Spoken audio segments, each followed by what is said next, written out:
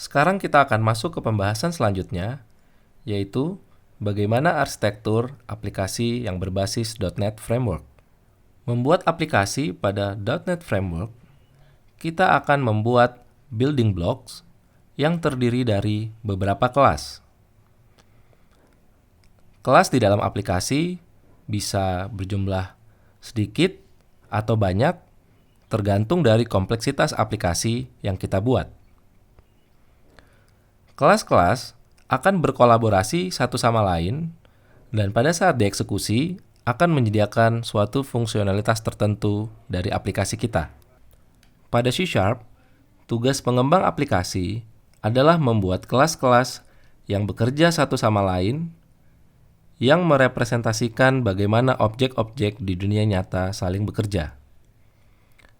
Sehingga, pemrograman menggunakan bahasa C# menerapkan suatu konsep yang disebut Object-Oriented Programming atau pemrograman berorientasi objek.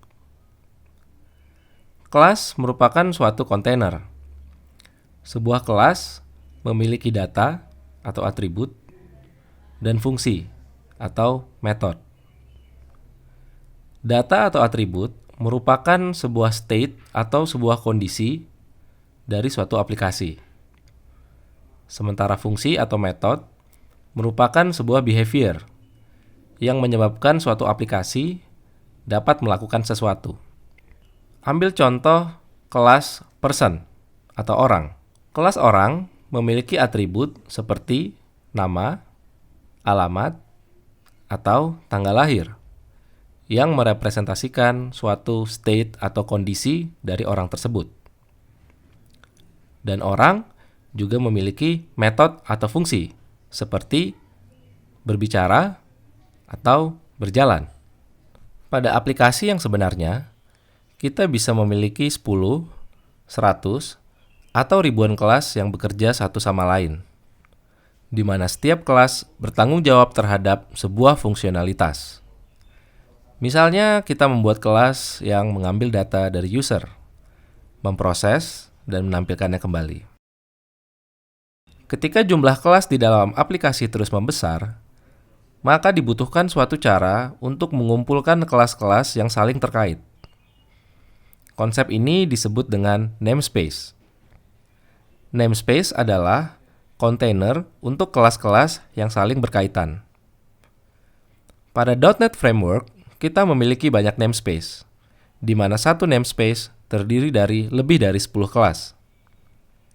Misalnya, kita punya namespace untuk kelas yang terkait dengan database, namespace yang terkait tentang grafik, dan namespace yang terkait tentang security. Pada aplikasi yang sebenarnya, ketika namespace semakin membesar, kita juga membutuhkan kontainer untuk namespace yang kita miliki. Maka pada dunia .NET Framework dikenallah yang namanya assembly.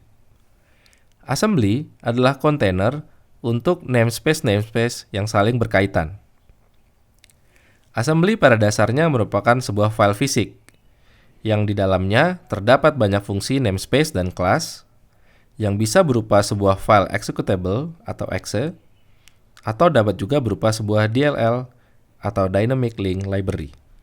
Ketika kita mengcompile sebuah aplikasi, compiler akan menghasilkan satu atau lebih dari assembly, tergantung bagaimana kita membagi fungsi-fungsi kelas atau namespace di dalam aplikasi kita.